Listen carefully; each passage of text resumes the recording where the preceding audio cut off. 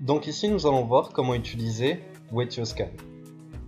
Avant tout, vous pouvez vous aider de la barre de recherche ici afin d'entrer une adresse, un bloc ou un identifiant de transaction, donc pour retrouver facilement ces informations. Ensuite, vous pouvez avoir des informations donc plus détaillées en fonction de ce que vous recherchez en utilisant les boutons ici. Par exemple, pour transactions, vous pouvez soit chercher par exemple des transactions normales, donc d'une adresse à une autre, d'une wallet à une autre, ou les signing transactions, qui sont donc des transactions en rapport avec les masternodes.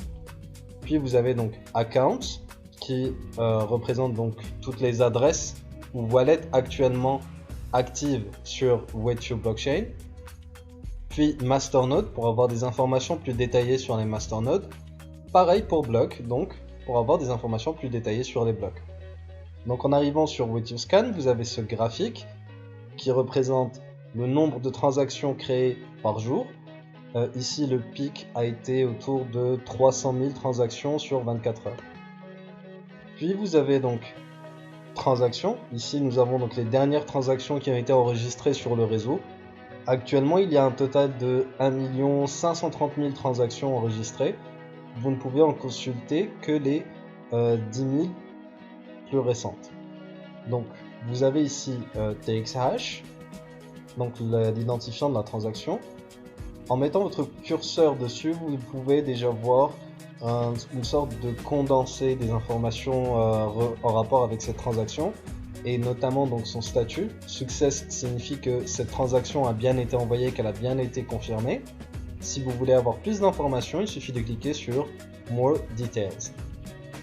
Puis vous avez donc le bloc auquel cette transaction a été enregistrée, puis la date. Ensuite vous avez From, donc qui signifie donc l'adresse émettrice, donc l'émetteur, celui qui a envoyé la transaction. To, qui est donc le destinataire. Ici block signer, ce qui signifie que c'est une transaction en rapport avec donc les masternodes. Amount 0, fee ici donc 0 aussi.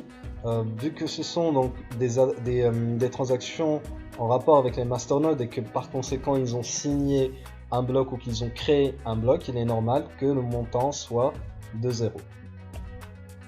Puis vous avez donc account. Ici c'est une vue simplifiée bien sûr.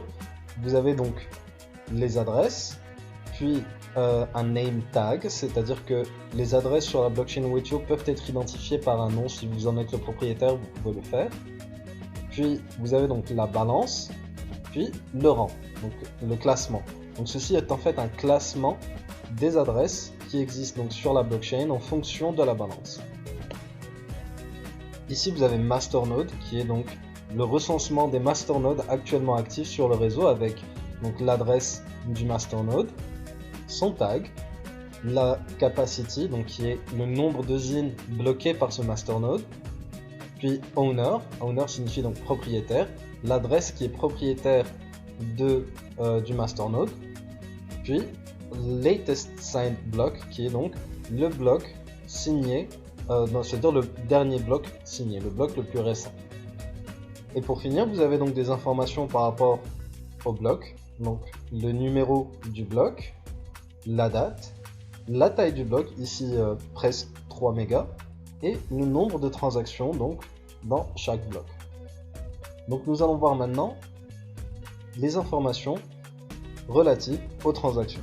Donc comme je vous l'ai dit plus tôt, ici signing transactions sont des transactions donc en rapport avec les masternodes, et normal transactions sont donc des transactions envoyées depuis une adresse vers une autre. Donc toujours la même interface. Nous allons voir par exemple avec cette première transaction, nous allons donc voir More Details pour avoir donc plus d'informations par rapport à cette transaction là. Ici nous avons donc la date à laquelle la transaction a été donc confirmée, le montant de ZIN dans la transaction et son identifiant.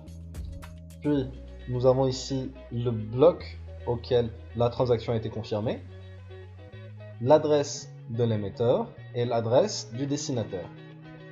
Puis nous avons donc encore des informations de bloc, et cette fois-ci avec le nombre de blocs de confirmation, c'est-à-dire depuis combien de blocs cette transaction a été confirmée. Donc ici, 1616 blocs. Puis nous avons donc le timestamp, donc c'est-à-dire ce sont des informations donc, par rapport au temps. Donc ici nous avons la date et combien de temps s'est écoulé depuis la date de confirmation de cette transaction. Ici donc 1 heure. Puis nous avons donc la valeur, le nombre de zines qui a été transféré. Ensuite, nous avons le gas used by TXN, donc qui signifie la quantité de gaz utilisée pour la transaction, le gas price, puis le TX fee, donc les frais de transaction. Alors attention, gas price n'est pas à 0, c'est juste que la valeur du gaz, le prix du gaz est tellement bas, c'est une valeur tellement proche de 0 qu'ici elle est affichée comme étant donc 0. Sinon, les frais de transaction ici seraient aussi à 0. Puis nous avons input data qui est donc ici donc c'est 0, donc il n'y en a pas. Mais généralement vous verrez des informations ici donc, qui s'afficheront dans le cas où il y a une interaction avec un smart contract ou une interaction directement avec certaines fonctionnalités de la blockchain, dont la création de blocs et la signature de blocs. Donc maintenant nous allons voir par exemple une transaction de type signing, donc des transactions de masternode.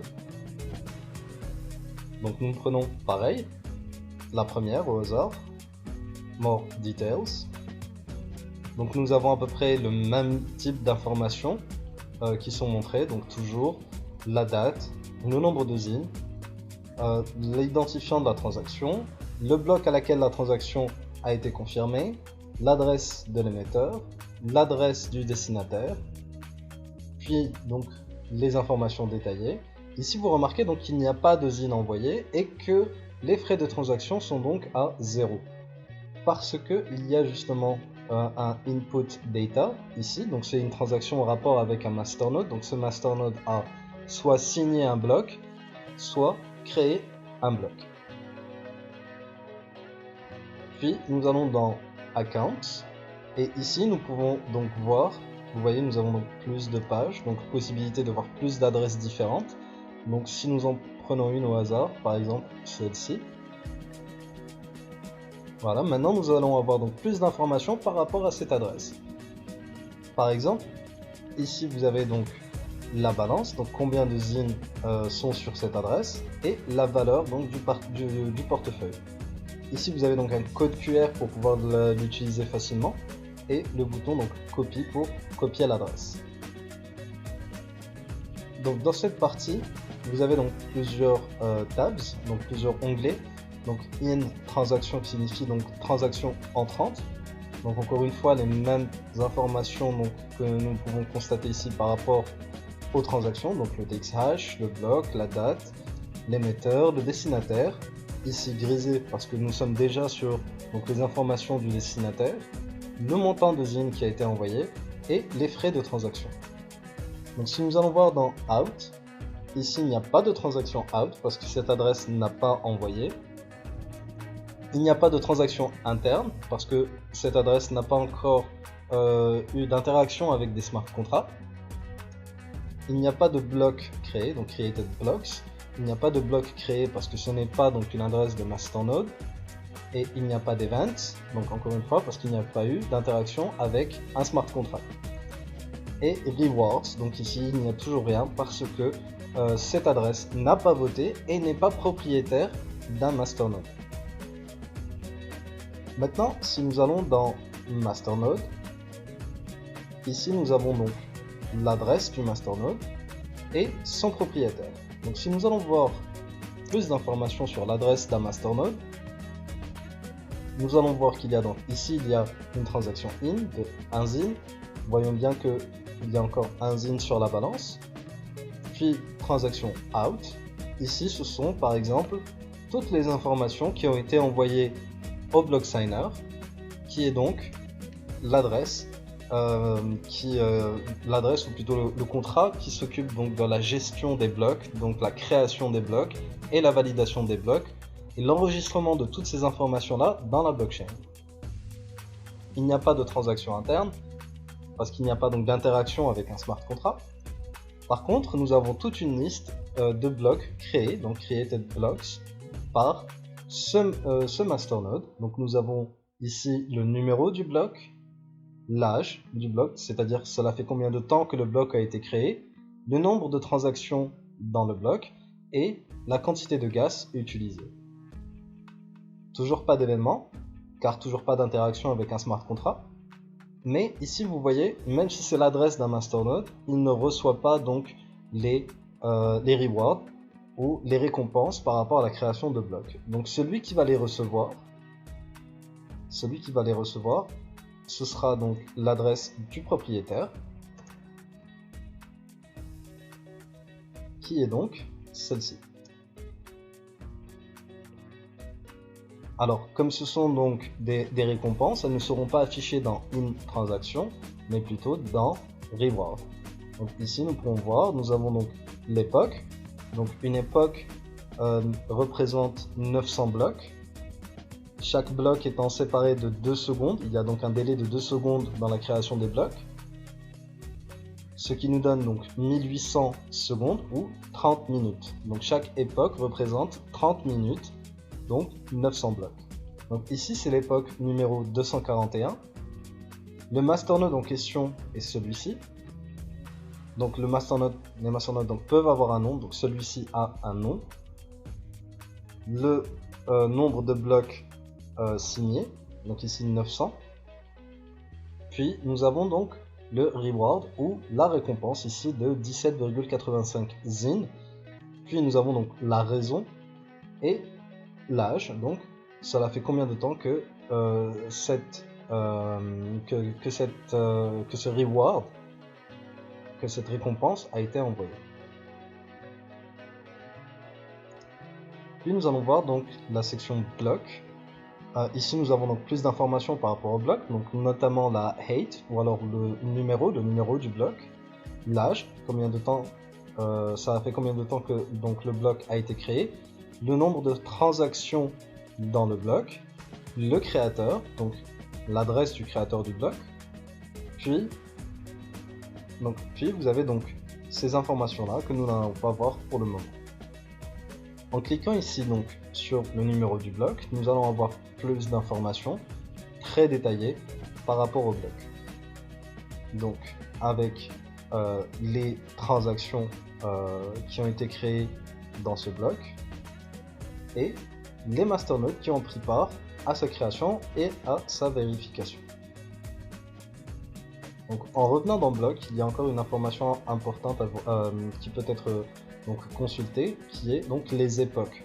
Donc la dernière époque à avoir été enregistrée, c'est l'époque numéro 241, qui a donc commencé au bloc 216 000 et qui se termine au bloc 216 900.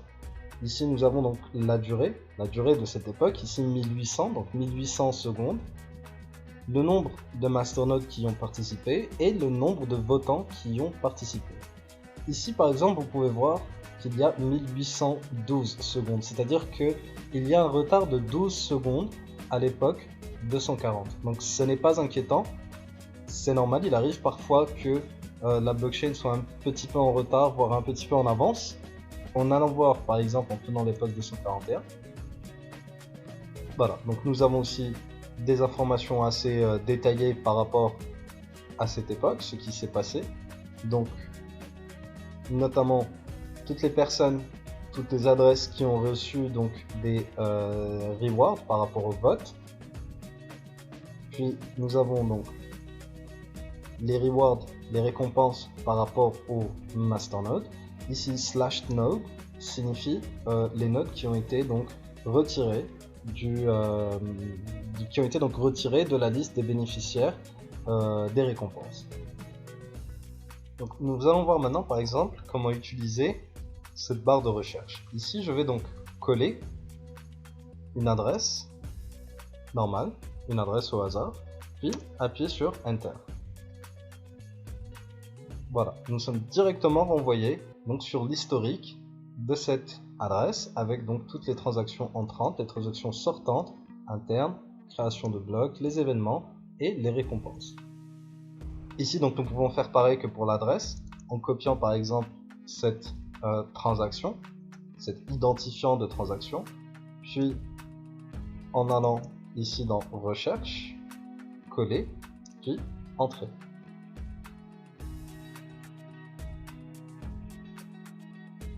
Voilà, donc nous retournons à la page avec toutes les informations par rapport à cette transaction.